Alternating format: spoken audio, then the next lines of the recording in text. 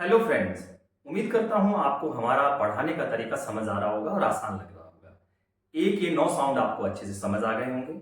आपने नोट्स तैयार कर लिए होंगे और उस नोट्स को आगे 9 दिन तक पढ़ने की, 9 दिन तक लिखने की अपने आप के साथ कमिटमेंट कर चुके होंगे, अपने आप को वादा दे चुके होंगे। दोस्तों, आपको एक खुशखबरी देनी है। अगर आपको 9 की ए की 9 आवाजें अच्छे से याद हो गई हैं और समझ आ गई हैं, तो इसके बाद इंग्लिश रीडिंग के बाकी काम को आप 50% मान सकते हैं, क्योंकि सबसे मुश्किल काम ए की 9 आवाजों को याद करके समझना था। वो आप ऑलरेडी कर चुके हैं। अब मजे की बात यह है कि बाकी बची 50% एनर्जी से आप सारे वॉवल कंप्लीट कर लेंगे और रीडिंग रूल में मास्टर बन जाएंगे। सबसे ज्यादा जरूरी था ए को लगातार 9 दिन लिखकर याद करना, और वो काम आपने कर दिया है, इसलिए आप बधाई के पात्र हैं। और अगर आपने कहीं 1% वो काम नहीं किया है, तो प्लीज इस वीडियो को छोड़कर 9 दिन तक प्रैक्टिस कीजिए और फिर 10वें दिन इस वीडियो को, इस क्लास को देखने आइए। तभी आपको फायदा होगा, नहीं तो फायदा नहीं होने वाला है। आइए, मैं इस उम्मीद से कि आपने मेरी बात मानी है, आप मेरे अच्छे विद्यार्थी हैं, ये सोचकर आपको ई के 9 रूल के बारे में जानकारी देना शुरू करता हूं। सबसे पहले ई का फर्स्ट रूल है, वही हमने 3 हिस्सों में डिवाइड कर दिया है। पहला, सबसे इजी पार्ट यानी कि शॉर्ट साउंड, लॉन्ग साउंड और अलग अलग वर्ड के साथ मल्टीपल साउंड। आइए बात करते हैं किस तरीके से। Short E is equal to A, but उसके ऊपर एक निशान लगा हुआ है, स्टॉपर। स्टॉपर लगा हुआ है यानी कि आवाज को खींचने वाला, सक करने वाला। ए की आवाज बोली तो जाएगी लेकिन लंबी नहीं की जाएगी। अब ऐसा क्यों? रूल है कि जब दो कॉन्सोनेंट के बीच में ई आए तो उसकी आवाज को आधा करके बोला जाता है। जैसे बीईटी, इसको बैट, यानी कि ई की आवाज को खींच लिया जाएगा, ऊपर नहीं उठने दिया जाएगा। Bat, get, let, met, net, pat. अच्छे से समझ लीजिए। इसके अलावा भी ए टू जेड अपने आप लिख करके प्रैक्टिस कर लीजिए। जरूरी नहीं है कि उनका मतलब निकले। जैसे बीईटी की जगह सीईटी कर दीजिए, डीईटी कर दीजिए, एफईटी कर दीजिए, जीईटी तो है ही, एचईटी कर दीजिए, तो वहां पर प्रैक्टिस हो जाएगी। जेड तक जेडईटी कर दीजिए, जेड। तो आपको क्या पता लगेगा कि आप इसकी प्रैक्टिस करते हुए आवाज को नीचे की तरफ खींच रहे हैं, ऊपर नहीं उठा रहे हैं उसको। लॉन्ग ई की बात करें, लॉन्ग ए की बात करें, लंबी ए, यहां पर देखिए ई के बाद अगर टी सी एच आए तो आपको ई की आवाज को लंबा कर देना है। ए के ऊपर निशान देखिए। फैच, ए, ये वाला, वो ई नहीं, ये वाला ए।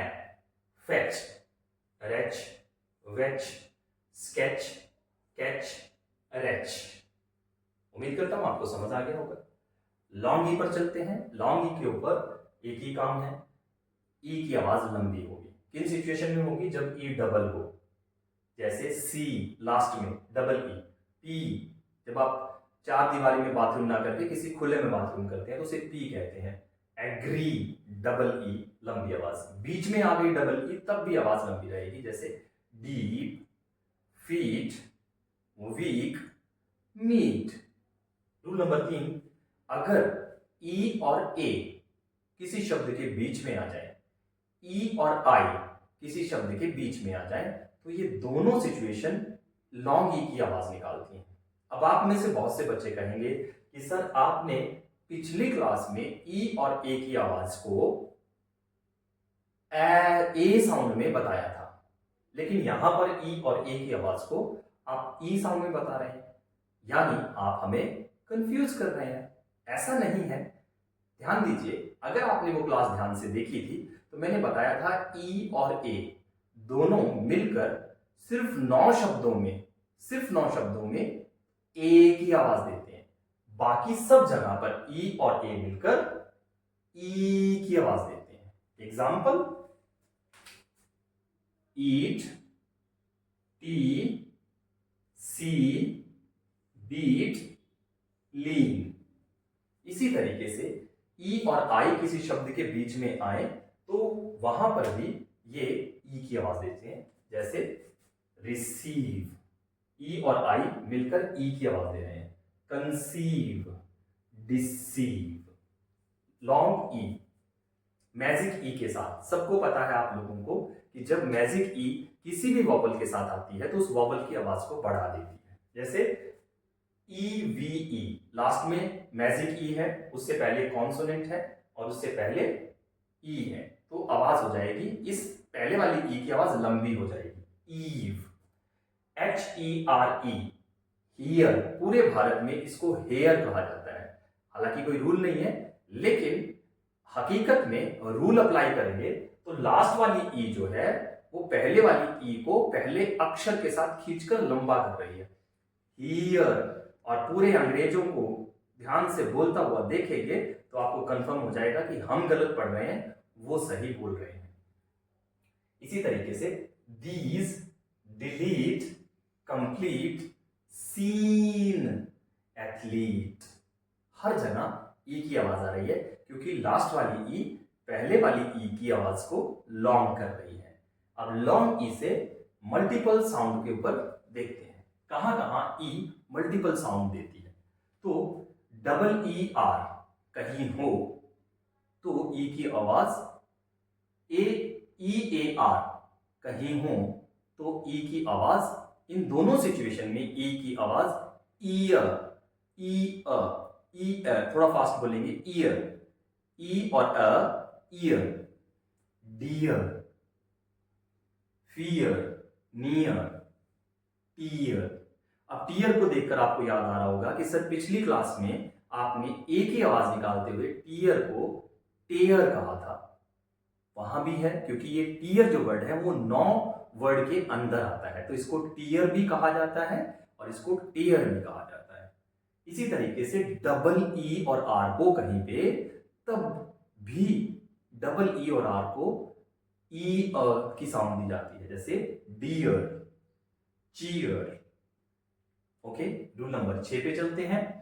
ई और आर किसी शब्द के बीच में हो तो ई की आवाज अ हो जाती है और आर की आवाज ना के बराबर रहती है, क्योंकि अच्छे से समझ लीजिए, आर से पहले अगर कोई भी वॉवल आ जाए तो आर की आवाज 50% नहीं बोली जाती। जैसे लिखिए HERB, हर्ब, इसको हर्ब नहीं बोल रहे हैं, herb. Next word GERM, germ, जरम नहीं बोल रहे हैं, जर्म। VERB, वर्ब, वर्ब नहीं बोल रहे हैं, वर्ब। अगला वर्ड TERM, टर्म, टर्म नहीं बोल रहे हैं। क्यों? क्योंकि अंग्रेजों ने ई के बाद आर को 50% साइलेंट रखा है और 50% साउंड आता है, मतलब बहुत डिम साउंड है आर की। ऐसा क्यों है? ताकि अगले वर्ड के साथ, अगले शब्द के साथ काफिया मिल सके। आर को बोलने में बहुत ज्यादा टाइम लगता है। अंग्रेजों का मानना है कि आर को प्रोनाउंस करने में, डी को प्रोनाउंस करने में और टी को प्रोनाउंस करने में बहुत लंबा टाइम लगता है, इसलिए इनकी आवाजों को अलग अंदाज में बोलने का उन्होंने एक कल्चर बनाया है। और उस कल्चर की जो फॉलो है वो पूरे पढ़े लिखे कामयाब लोग जो हैं, अच्छे से इंग्लिश सीखना चाहते हैं, जो अंग्रेजों की अंग्रेजी को अंग्रेजों के जैसे बोलना चाहते हैं, वो उनको फॉलो करते हैं। और जो अपनी मर्जी से बोलना चाहते हैं उनका तो भगवान ही भला कर सकता है। 8वें रूल पे चलते हैं, 7वें रूल पे चलते हैं। E+W अगर किसी वर्ड में हो तो यू की आवाज, ई की आवाज छोटी ई और यू की आवाज यू रहेगी, डब्ल्यू की आवाज यू रहेगी, ईयू। जैसे DEW, DU, फ्यू, स्यू। समझ आ गई होगी। रूल नंबर 8 पे चलते हैं। E+O अगर कहीं हो तो ईओ की आवाज रहेगी, EO, EO. Geometry, geography.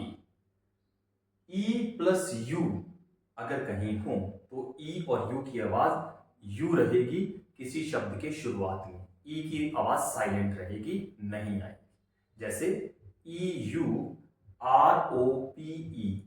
Europe. Europe नहीं बोला जाएगा, ई को शुरुआत में साइलेंट रखा जाएगा, यू के बाद वाले वर्ड से आवाज निकलेगी, यानी कि यू से आवाज निकलना शुरू होगी, यूरोप। उम्मीद करता हूं ये 9 के 9 साउंड आपको अच्छे से समझ आ गए होंगे। अब आपकी ड्यूटी क्या है कि इसको एक पेज पे लिखना और फिर गूगल पर जाकर और नए शब्द ढूंढकर प्रैक्टिस करना। ये आपकी प्रैक्टिस एक्टिविटी होगी। जितना ज्यादा प्रैक्टिस एक्टिविटीज से इन्वॉल्व रहेंगे उतना ज्यादा जल्दी सीखेंगे। संसाधन आपके मोबाइल में ही है। पहले लोगों को किताबें, ये बड़ी बड़ी मोटी मोटी डिक्शनरी खरीदनी पड़ती थी और उसके बाद भी वो अभ्यास नहीं कर पाते थे, क्योंकि बहुत वास्ट है इंग्लिश की वोकैबुलरी। और आज आप रूल के हिसाब से हमारे पास आ गए हैं, तो उस रूल को तोड़ करके आप लिस्ट ढूंढ लीजिए। जैसे EU word list, EU word list, EO word list, EW word list, ER word list. इस तरीके से आप ढूंढ सकते हैं और आपको ढेरों शब्द मिल जाएंगे। उन लाखों शब्दों में से आपका सर्चिंग वर्ड, आपका सर्चिंग टॉपिक आपको मिल जाएगा। उस पर प्रैक्टिस कीजिए और बोल करके देख लीजिए और उसको सुन भी लीजिए कि ये रूल अप्लाई होते हैं कि नहीं होते हैं। और जब रूल अप्लाई होते नजर आएंगे तो आपको पता लग जाएगा कि आप कितने सही लोगों के साथ इंग्लिश सीख रहे हैं। This word, thank you very much. आइए नेक्स्ट क्लास में मिलते हैं। आपको बहुत बहुत बधाई हो, आप एक कदम इंग्लिश सीखने में और आगे बढ़ गए हैं।